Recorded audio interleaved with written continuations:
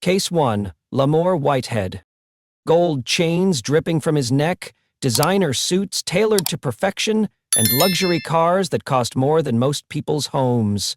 Meet Lamore Whitehead, Brooklyn's self-proclaimed bling bishop, who flaunted wealth that would make rap stars jealous. But behind the glittering facade of prosperity gospel success lay a devastating truth that would destroy lives and expose one of the most brazen religious frauds in recent memory. This man stole $90,000 from an elderly grandmother's retirement fund. Pauline Anderson was 76 years old when she met Bishop Whitehead at his Leaders of Tomorrow International Ministry in Brooklyn. A devoted Christian her entire life, Pauline had scrimped and saved for decades, building a modest retirement nest egg of $90,000 through careful budgeting and sacrificial living. She trusted her pastor completely when he promised to invest her life savings and generate blessed returns through his divine financial wisdom. Instead, Whitehead transferred every penny directly into his personal bank account and spent it on luxury items, while Pauline faced eviction from her apartment. The contrast was staggering. While Pauline counted quarters to buy groceries, Whitehead posted Instagram videos showing off his Lamborghini, his diamond-encrusted watches, and his million-dollar lifestyle. He preached prosperity theology from his pulpit, telling followers that God wanted them wealthy, while secretly stealing their savings to fund his own extravagant purchases. But Pauline Anderson wasn't just another victim. She was a fighter who refused to be silently robbed by a man claiming to represent God. When Whitehead's promises proved empty and her repeated requests for her money were met with excuses and delays, she made a decision that would change everything. She picked up the phone and called the FBI. Her courage sparked a federal investigation that would expose Whitehead's criminal empire, built on the broken dreams of his most faithful followers. The same congregation members who tithed faithfully, who believed in his divine anointing, who trusted him with their deepest spiritual needs, became the witnesses who brought him down. Whitehead's arrest in 2022 sent shockwaves through Brooklyn's religious community. Federal agents charged him with wire fraud, extortion, and lying to investigators. His designer suits were replaced with orange jumpsuits, his luxury cars seized as evidence, and his ministry exposed as an elaborate criminal enterprise. In 2024, a federal jury convicted Whitehead on all charges, sentencing him to 9 years in federal prison. The bling bishop, who once preached prosperity, had brought nothing but poverty and pain to those who trusted him most. And this is just the beginning of our countdown of fake preachers exposed by their own followers. Welcome to Savage Case Files, where we expose the truth behind closed doors and bring you the investigations that mainstream media won't touch. If you love explosive true crime documentaries that reveal shocking betrayals by those we trust most, you need to subscribe to this channel right now. These aren't just stories of financial fraud or personal failure. These are systematic betrayals by spiritual leaders who weaponized faith itself to commit unspeakable crimes against their most devoted followers. Case 2. Shepherd Bushiri. In the sprawling townships of South Africa, where poverty and desperation create fertile ground for false hope, one man built a religious empire on promises he never intended to keep. Meet Shepherd Bushiri, the self-proclaimed major prophet who convinced thousands of followers that he possessed supernatural powers to transform their financial futures through divine cryptocurrency investments. Bushiri's enlightened Christian gathering attracted massive crowds to his Pretoria megachurch, where he performed elaborate miracles that defied explanation. He claimed to walk on air, manifest money from thin air, and receive direct revelations from God about profitable investments. His followers, desperate to escape grinding poverty, hung on his every word as gospel truth. The prophet's message was intoxicating in its simplicity. Give your money to God through his ministry. invest in his divinely blessed financial schemes, and watch supernatural returns multiply your wealth beyond imagination. Thousands of believers liquidated their life savings, borrowed against their homes, and convinced family members to invest everything they had in Bushiri's promised path to prosperity. But behind the theatrical miracles and passionate sermons, Bushiri was operating sophisticated financial fraud schemes that would steal millions from his most devoted followers. His cryptocurrency investments were elaborate Ponzi schemes designed to funnel money directly into his personal accounts while generating fake returns for early investors. The prophet lived like royalty while his followers sacrificed everything for his fraudulent investment opportunities. He owned luxury cars, private jets, and multiple mansions, while the people who trusted him lost their homes, their savings, and their hope for a better future. Sarah Mathembu was one of thousands who believed in Bushiri's supernatural investment powers.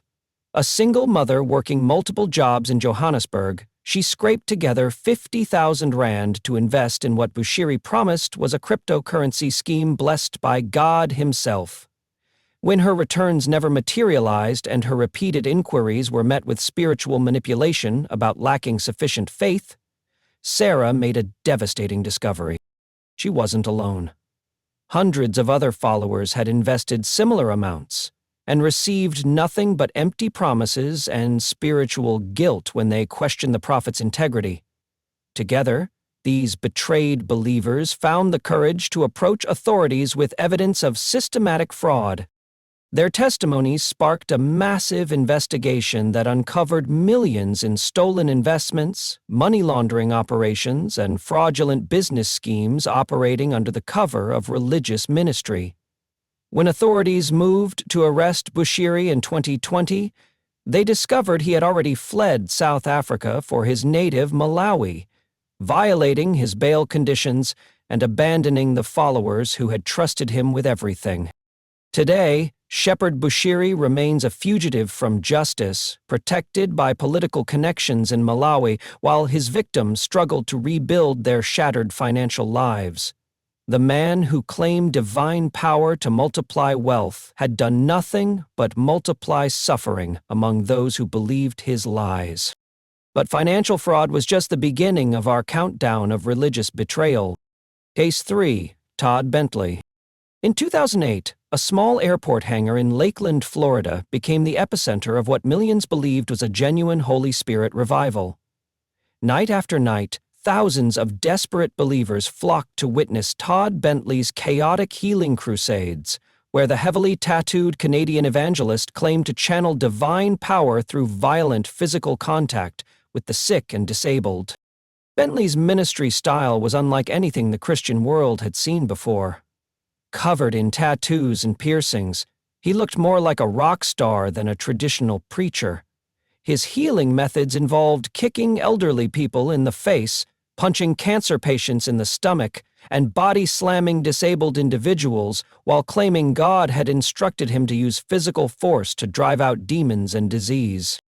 The Lakeland revival attracted international attention as Bentley's crusades were broadcast live on television networks, reaching millions of viewers worldwide. Prominent Christian leaders endorsed his ministry, celebrities testified to miraculous healings, and media coverage suggested that genuine supernatural phenomena were occurring in the Florida hangar. Patricia Morrison traveled from Ohio with her disabled daughter, believing Bentley's claims that God was performing unprecedented miracles through his violent healing methods. She spent her family's vacation savings to attend the revival, hoping her daughter's cerebral palsy would be healed through Bentley's supernatural anointing. Instead, Patricia witnessed Bentley's aggressive physical assault on sick people, while his security team prevented families from approaching him with questions about failed healings. When her daughter's condition remained unchanged, despite multiple healing sessions, Patricia began questioning whether Bentley's methods were actually divine or simply dangerous theater. Her concerns deepened when she noticed that many of the dramatic healing testimonies featured the same individuals night after night, suggesting that the miracles were carefully orchestrated performances rather than genuine supernatural events. Patricia started documenting inconsistencies and connecting with other disappointed families who had witnessed similar deceptions. But the most devastating exposure came from Bentley's own trusted advisors. His ministry's board of directors launched their own investigation after receiving disturbing reports about Bentley's personal conduct behind the scenes. What they discovered shocked even his closest supporters. While preaching family values and spiritual purity from the platform, Bentley was conducting an inappropriate relationship with a young female intern at his ministry. The board's investigation revealed that Bentley had separated from his wife and was pursuing a romantic relationship with a staff member while maintaining his public image as a faithful family man and spiritual leader.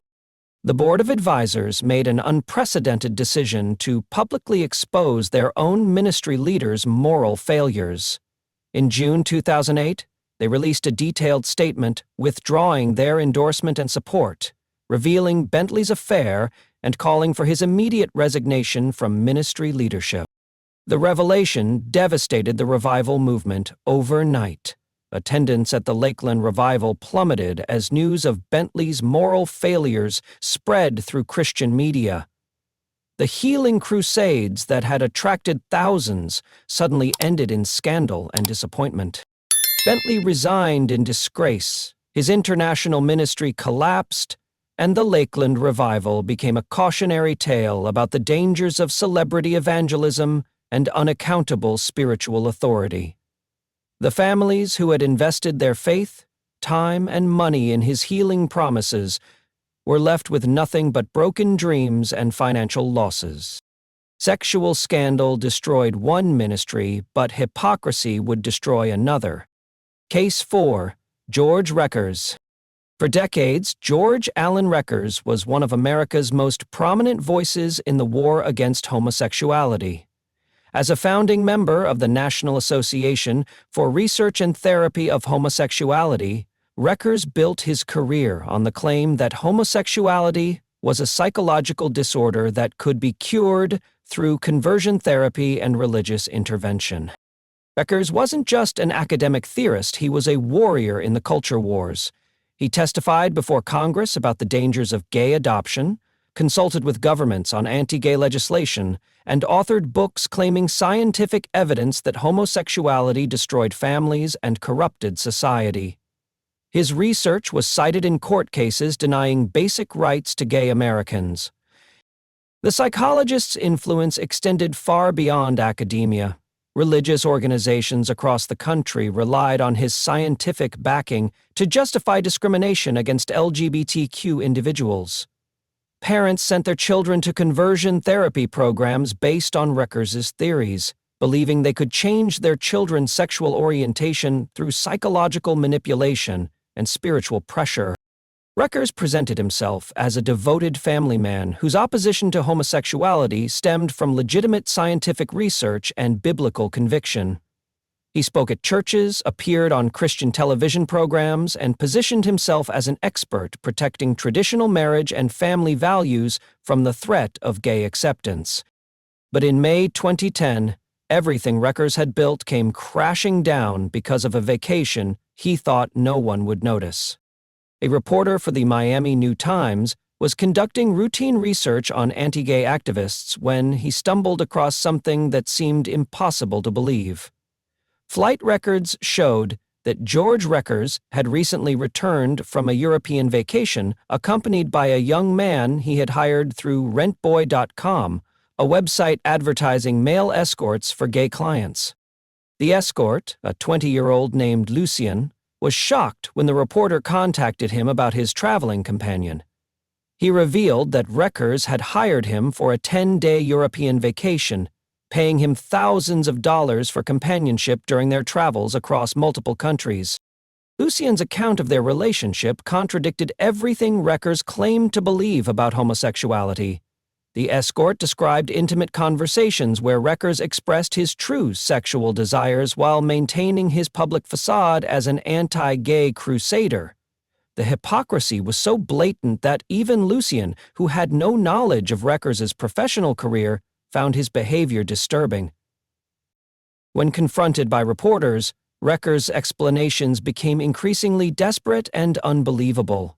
He claimed he had hired the escort solely to carry his luggage due to a medical condition, despite photographic evidence showing him carrying his own bags through airports.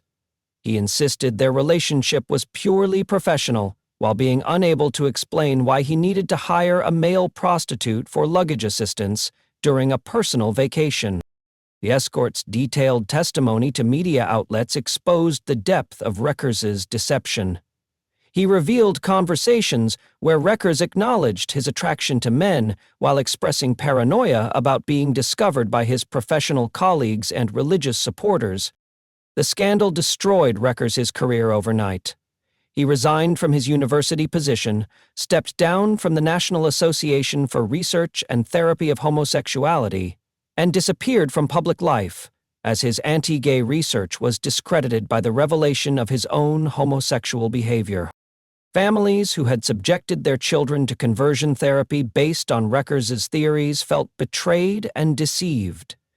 LGBTQ rights organizations used his hypocrisy to challenge the scientific legitimacy of conversion therapy programs nationwide. The man who had spent decades claiming homosexuality was a curable disorder had been secretly living as a gay man while professionally destroying other people's lives for the same sexual orientation he practiced in private.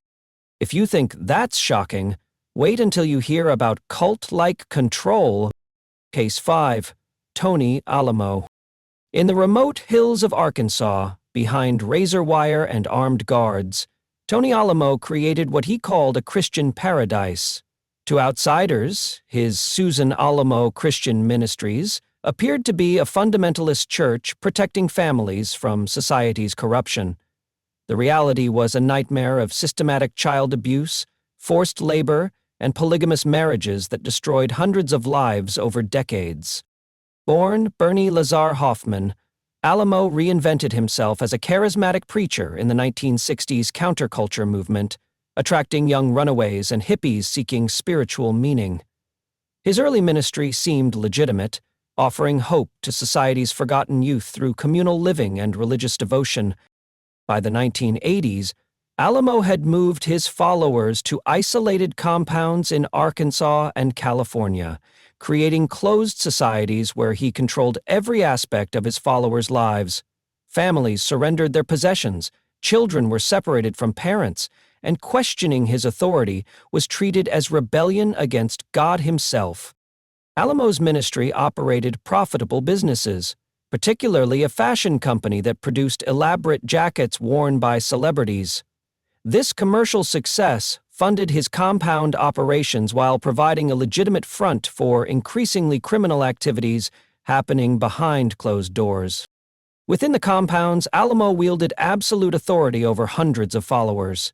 He preached that God had revealed to him special doctrines about marriage, claiming divine authority to marry girls as young as 8 years old in ceremonies he called spiritual unions but were actually legalized rape. Amy Eddy was born into Alamo's compound in 1979, raised from infancy to believe that Tony Alamo spoke directly for God and that obedience to his commands was required for eternal salvation. When she turned 8 years old, Alamo announced that God had chosen her to become one of his wives in a spiritual marriage ceremony. Amy's mother, deeply indoctrinated into Alamo's theology, was told that resisting God's will for her daughter would result in eternal damnation for their entire family. The psychological manipulation was so complete that parents within the compound regularly surrendered their children to Alamo's sexual exploitation while believing they were serving divine purposes. The systematic abuse continued for years as Amy and other child wives were told that sexual submission to Alamo was God's plan for their lives.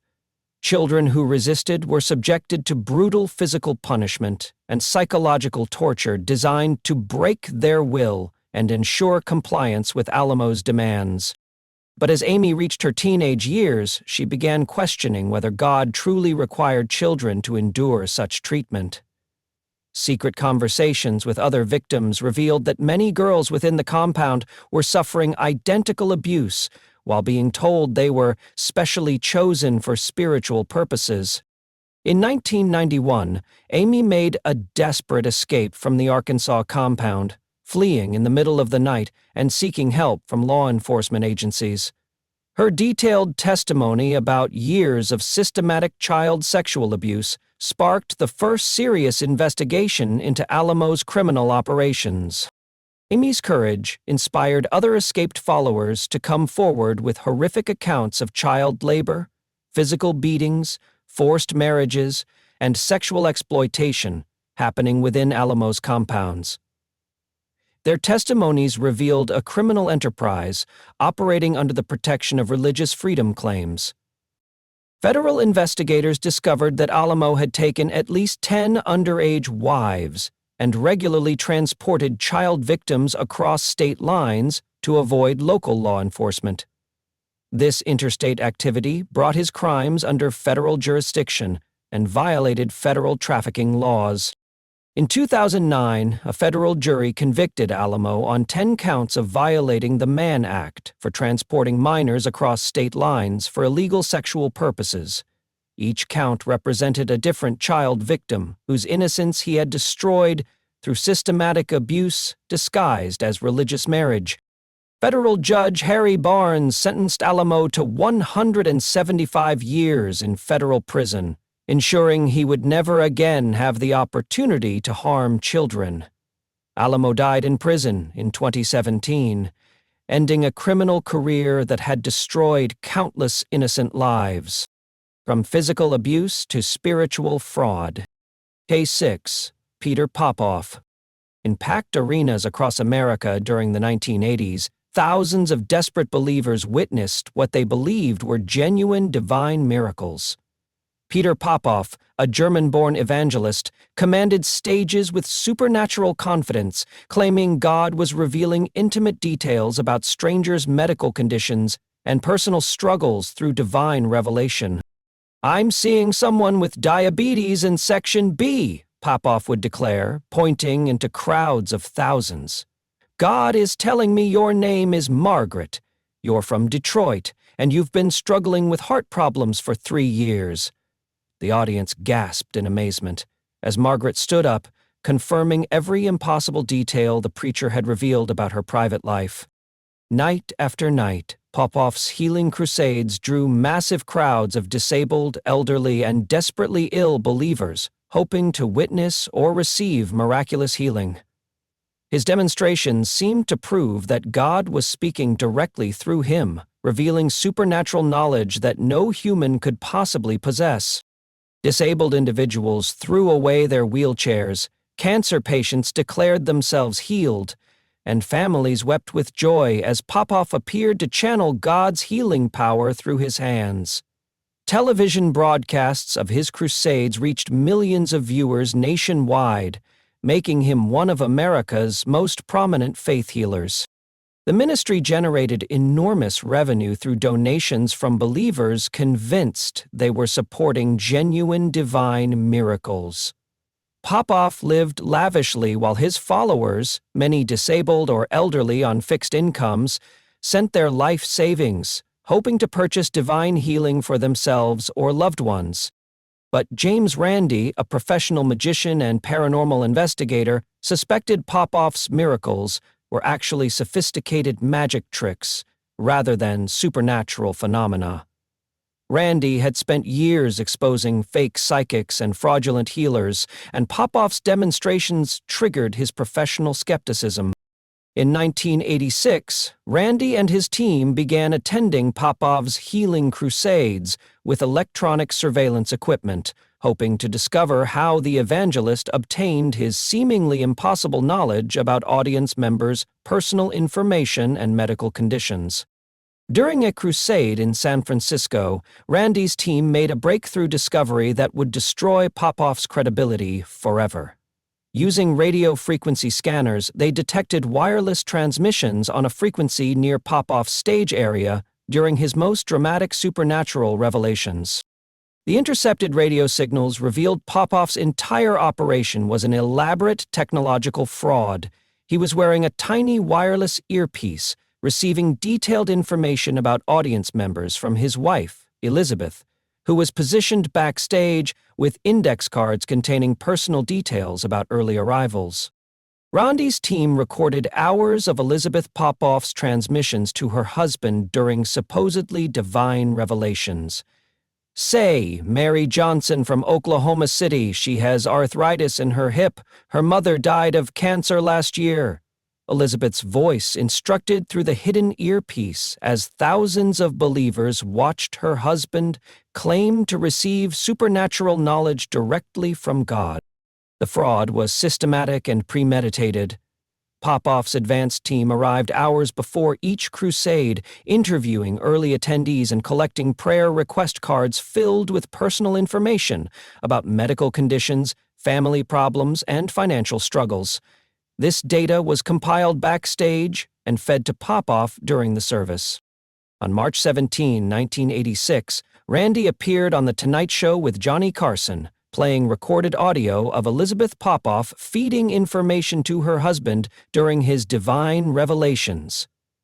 Millions of viewers heard the fraud exposed in devastating real time, destroying Popoff's credibility overnight. The Tonight Show exposure created a media firestorm that devastated Popoff's ministry. News outlets nationwide picked up the story, and his healing crusades became synonymous with deliberate deception rather than divine power. His television program was canceled, and his ministry filed for bankruptcy by 1987. But Popoff's criminal career didn't end with public humiliation. He attempted multiple comebacks using mail-based fraud schemes, sending miracle water and other worthless products to vulnerable believers in exchange for donations, while making false promises about supernatural financial returns. The Federal Trade Commission eventually charged Popoff with mail fraud, ordering him to pay over $750,000 in penalties and refunds to victims of his deceptive fundraising practices. The government action confirmed what Randy had proven. Popoff was a criminal fraud exploiting religious faith for personal profit. Television exposed one fraud, but it would take lawsuits to expose another. Case 7. Eddie Long. In the heart of Atlanta's religious community, Bishop Eddie Long built one of the most influential megachurches in America, while positioning himself as the ultimate defender of traditional family values. His New Birth Missionary Baptist Church attracted over 25,000 members who hung on every word of his passionate sermons condemning homosexuality and celebrating biblical masculinity. Long wasn't just a local pastor, he was a national figure whose influence extended far beyond his Georgia congregation. He consulted with politicians, appeared on major television networks, and led massive rallies against gay marriage while preaching that homosexuality was an abomination that destroyed families and corrupted society. The bishop's message resonated powerfully within the African American religious community, where his muscular Christianity and prosperity gospel attracted thousands of young men seeking strong spiritual leadership. Long positioned himself as a father figure who could guide troubled youth toward righteous manhood through biblical principles and personal mentorship. His Spiritual Sons program became the centerpiece of New Birth's youth ministry. Long selected promising young men from his congregation for special attention, offering them leadership opportunities, educational support, and intimate access to his personal life as their spiritual father and mentor. Jamal Paris was 17 when Bishop Long selected him for the Spiritual Sons program. Coming from a troubled background, Jamal saw Long as the father figure he had never had, a successful, powerful man who promised to guide him toward success through spiritual discipline and personal relationship. Long showered Jamal and other selected youth with expensive gifts, luxury trips, and exclusive access to his inner circle. He took them on private vacations, bought them designer clothes, and treated them like special family members, while their parents felt honored that such an important spiritual leader had taken interest in their sons. But behind the spiritual mentorship facade, Long was systematically grooming vulnerable young men for sexual exploitation. He used his authority as their pastor and spiritual father to manipulate them into sexual relationships while convincing them that their experiences were part of God's special plan for their lives. Jamal endured years of sexual abuse disguised as spiritual mentorship, believing that resisting his bishop's advances would result in spiritual damnation and loss of the only father figure he had ever known. Long's psychological manipulation was so complete that victims felt guilty for questioning their treatment by such a revered spiritual leader.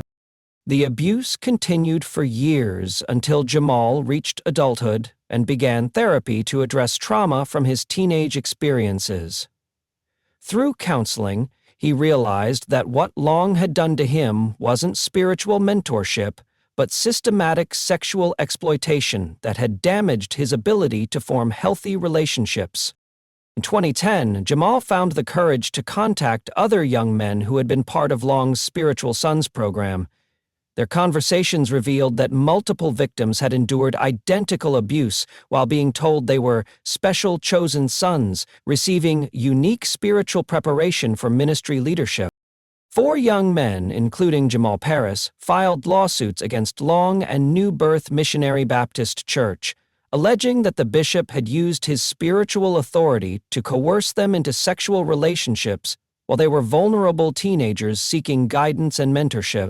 The allegations sent shockwaves through Atlanta's religious community and the broader African American church. Long's anti-gay activism was exposed as hypocrisy of the worst kind. A man who condemned homosexuality while secretly engaging in sexual relationships with young male congregants under his spiritual authority. Long's legal team fought the allegations aggressively, but the consistent details across multiple victims' accounts created a compelling case of systematic sexual abuse. The bishop, who had built his career on family values and moral authority, was facing credible accusations of predatory behavior toward the very youth he claimed to be protecting. Rather than face a public trial that would expose additional details about his conduct, Long chose to settle all 4 lawsuits out of court for undisclosed amounts. The settlements prevented further testimony, but confirmed the seriousness of the allegations against him. The scandal permanently damaged Long's reputation and influence. His megachurch attendance declined dramatically as members struggled to reconcile their beloved pastor's public teachings with his private conduct. Long died in 2017, never having publicly acknowledged or apologized for the harm he caused his victims. Modern scandals pale in comparison to this historical deception. Case 8. Aimee Semple McPherson. In 1926, America's first celebrity evangelist vanished from a California beach, sparking a media sensation that would expose one of the most brazen deceptions in religious history. Aimee Semple McPherson had revolutionized Christianity through her theatrical sermons, radio broadcasts, and Hollywood-style productions that attracted millions of followers to her Foursquare gospel movement. McPherson wasn't just a preacher, she was a media pioneer who understood the power of spectacle and celebrity. Her Angelus Temple in Los Angeles seated 5,300 people and featured elaborate stage productions complete with costumes, sets, and dramatic performances that made church services feel like Broadway shows. The evangelist's influence extended far beyond religious circles. She hobnobbed with movie stars, politicians, and business leaders while building a multimedia empire that included radio stations, publishing operations, and a Bible college. Her sermons were broadcast nationwide, making her one of America's most recognizable religious figures. But beneath the glittering public persona, McPherson was conducting a secret affair with Kenneth Ormiston, her married radio engineer. Their relationship threatened to destroy both her ministry and her carefully cultivated image as a virtuous widow devoted entirely to God's work. On May 18, 1926, McPherson disappeared while swimming at Ocean Park Beach near Los Angeles. Her followers found only her shoes and jacket on the sand, leading to immediate assumptions that she had drowned while enjoying a peaceful afternoon at the seaside. The disappearance triggered massive search efforts, involving hundreds of volunteers, professional divers, and Coast Guard vessels. Her devoted followers held prayer vigils, while newspapers across the country covered the mystery of America's missing evangelist. Donations poured in to fund the search for their beloved spiritual leader. But 36 days later, McPherson reappeared in the Mexican desert town of Agua Prieta, claiming she had been kidnapped by 3 individuals who held her captive in a desert shack before she escaped and walked across miles of dangerous terrain to safety. Her kidnapping story was filled with dramatic details that seemed perfectly designed for maximum media impact. She described being chloroformed at the beach, awakening in a remote cabin, and enduring weeks of captivity before making a heroic escape through the desert. The tale had all the elements of a thrilling adventure novel. However, former employees at Angelus Temple who had grown suspicious of their leader's behavior began investigating her disappearance independently. They discovered evidence that suggested McPherson's kidnapping was an elaborate hoax designed to cover her romantic vacation with Ormiston. Hotel records, witness testimonials, and financial evidence indicated that McPherson had spent her missing weeks in a Carmel cottage with her radio engineer lover, rather than being held captive by kidnappers in the desert. The same staff members who had helped build her ministry became the investigators who exposed her deception. The evidence against McPherson's kidnapping claims was overwhelming. She showed no signs of prolonged desert exposure. Her clothing was remarkably clean for someone who had supposedly walked miles through harsh terrain, and witnesses placed her in locations far from where she claimed to have been held captive. Los Angeles District Attorney Asa Keys launched a criminal investigation, charging McPherson with obstruction of justice for filing false police reports about her fake kidnapping.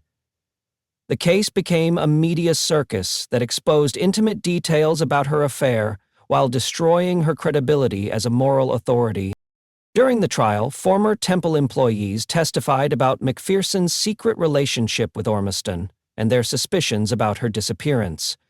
The testimony revealed a pattern of deception that contradicted everything she claimed to represent as a spiritual leader. Although McPherson was ultimately acquitted due to insufficient evidence, her reputation never recovered from the scandal. The woman who had built America's first religious media empire was permanently branded as a fraud who used elaborate deception to cover her personal indiscretions. Her followers felt betrayed and deceived by someone they had trusted with their deepest spiritual needs and financial donations. Many abandoned the Foursquare gospel movement, while others struggled to reconcile their faith with their leader's proven dishonesty. But perhaps no fall was more dramatic than this television giant. Case 9, Jimmy Swaggart. At his peak in the 1980s, Jimmy Swaggart commanded the largest television audience of any evangelist in history. His fiery Pentecostal sermons reached 142 countries through satellite broadcasts, generating over $150 million annually, while his passionate preaching about sin and redemption made him the moral voice of American Christianity. Swaggart's Louisiana-based ministry empire included a Bible college, a television production company, and a publishing house that distributed his sermons worldwide.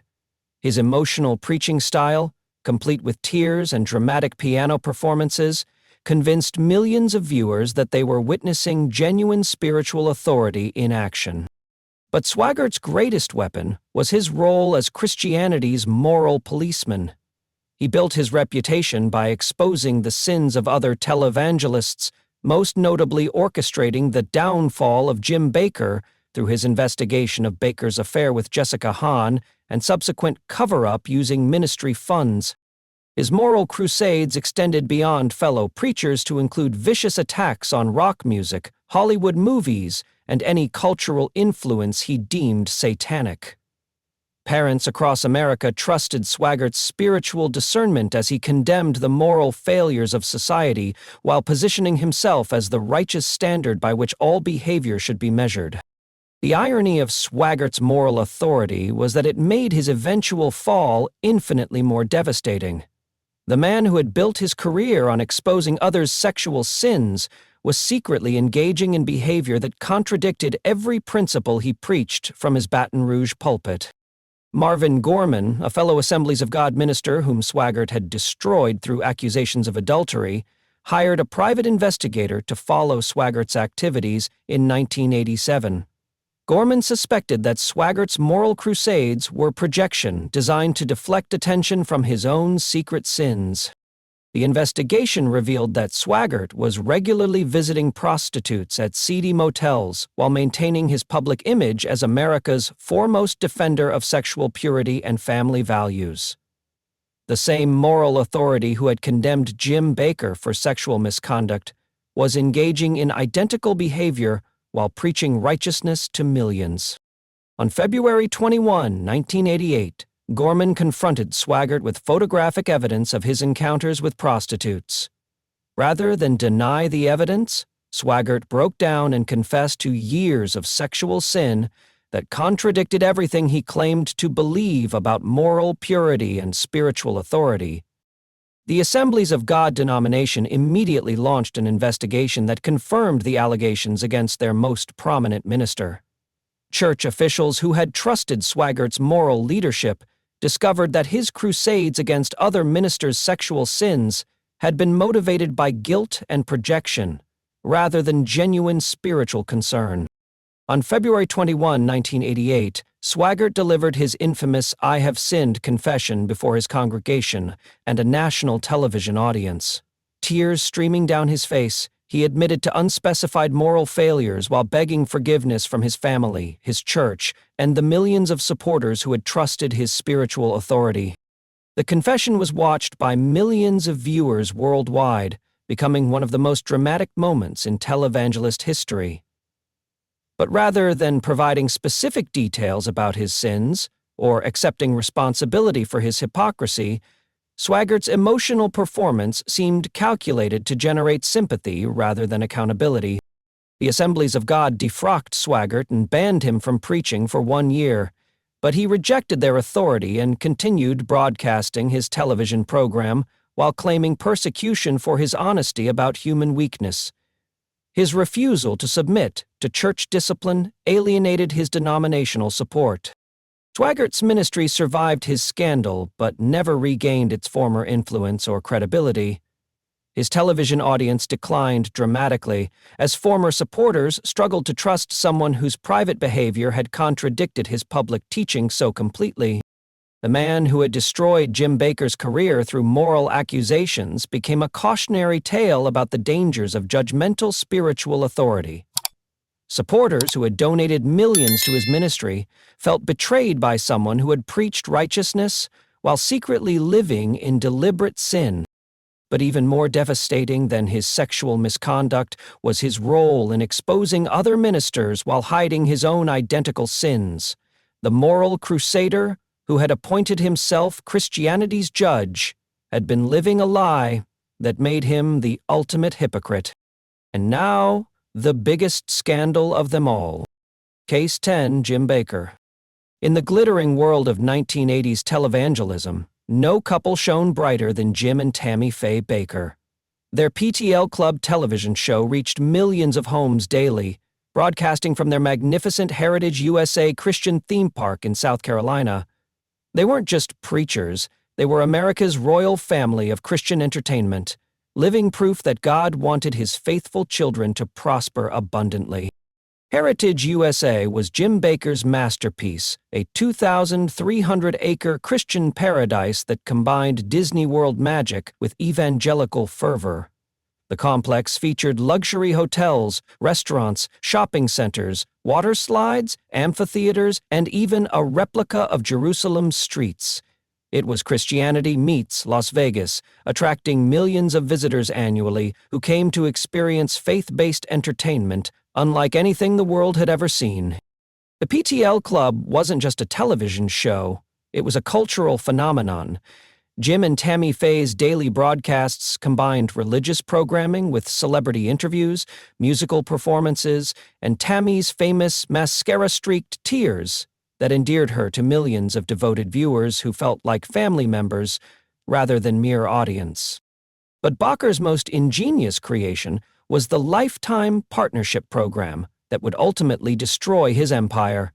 For donations ranging from $1,000 to $10,000, supporters could purchase guaranteed annual vacations at Heritage USA's luxury hotel facilities for the rest of their lives, combining spiritual investment with earthly pleasure in ways that seemed too good to be true. The Lifetime Partnership concept proved incredibly successful among evangelical Christians, who saw it as a perfect combination of supporting God's work while securing their own vacation needs. Millions of dollars poured in from believers who trusted Bacher's promise that their investments would fund Heritage USA's expansion while guaranteeing their own future accommodations. Dorothy Johnson was a retired schoolteacher from Ohio who sent her entire life savings of $8,000 to purchase a Heritage Grand Hotel Lifetime Partnership after watching Bacher's passionate appeals on television. She believed she was investing in God's kingdom while securing comfortable retirement vacations for herself and her husband. But unknown to Dorothy and thousands of other trusting supporters, Bacher was operating a massive fraud scheme that would steal $158 million while destroying the faith of millions who believed in his integrity. Federal investigators later discovered that Bacher had sold over 66,683 lifetime partnerships for the Heritage Grand Hotel, a facility with only 500 rooms. Simple mathematics revealed the impossibility of honoring these commitments, but Bacher continued selling partnerships while knowing he could never provide the promised accommodations. Rather than using partnership money to build promised facilities, Bacher diverted millions into personal accounts, lavish lifestyle expenses, and other ministry operations. The money meant for hotel construction funded his family's extravagant living, while supporters like Dorothy Johnson believed their investments were building God's kingdom.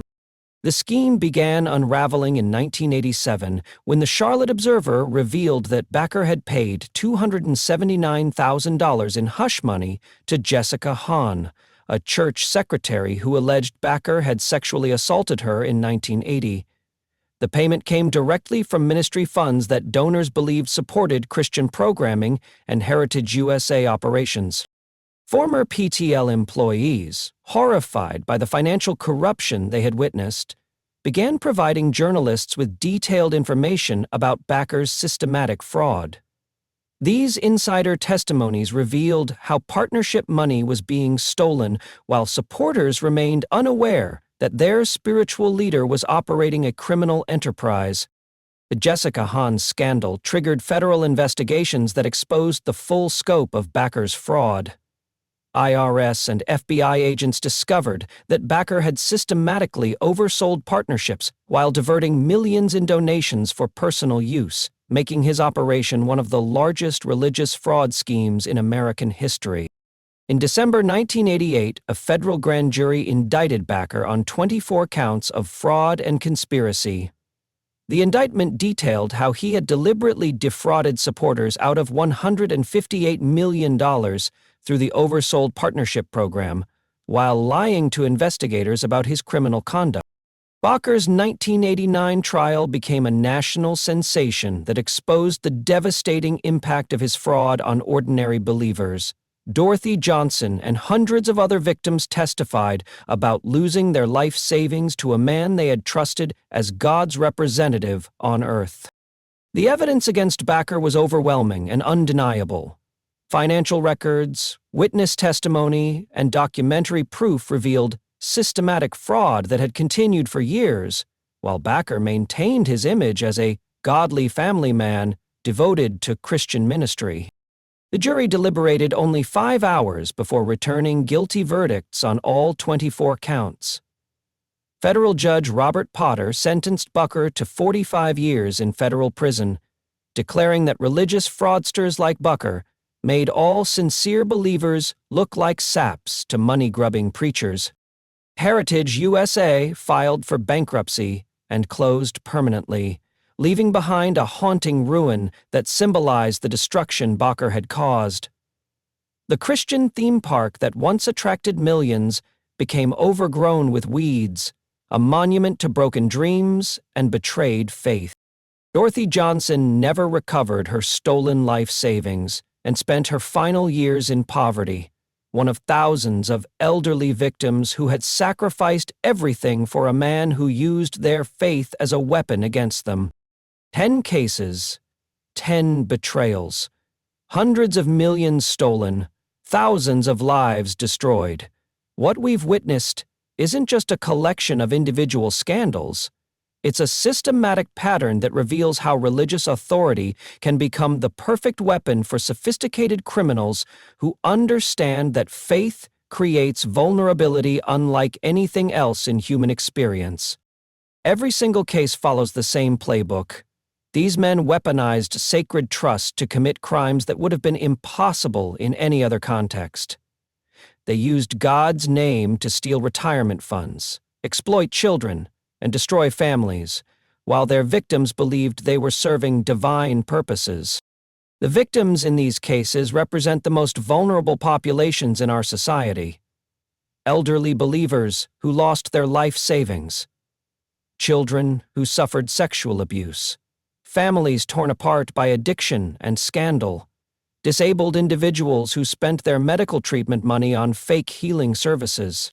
These weren't random crimes of opportunity. They were systematic exploitation schemes that specifically targeted people whose faith made them vulnerable to manipulation.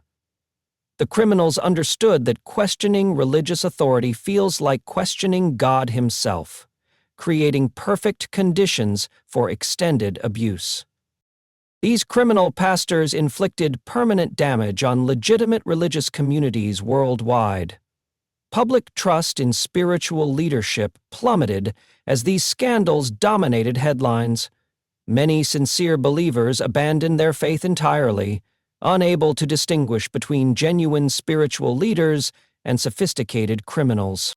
Despite these exposures, similar crimes continue today, with new prosperity preachers using updated technology and refined psychological manipulation to exploit fresh generations of believers. The fundamental dynamics that enabled these crimes remain largely unchanged. Prevention requires acknowledging uncomfortable truths about the intersection of spirituality, power, and human corruption. Faith should never be a shield for criminal behavior, and spiritual authority should never be a weapon against the innocent. The answer isn't abandoning religion entirely, but demanding that religious leaders be held to the same legal and ethical standards as everyone else. Meaningful reform requires financial transparency, mandatory reporting of suspected abuse, and accountability systems that prioritize victim protection over institutional reputation.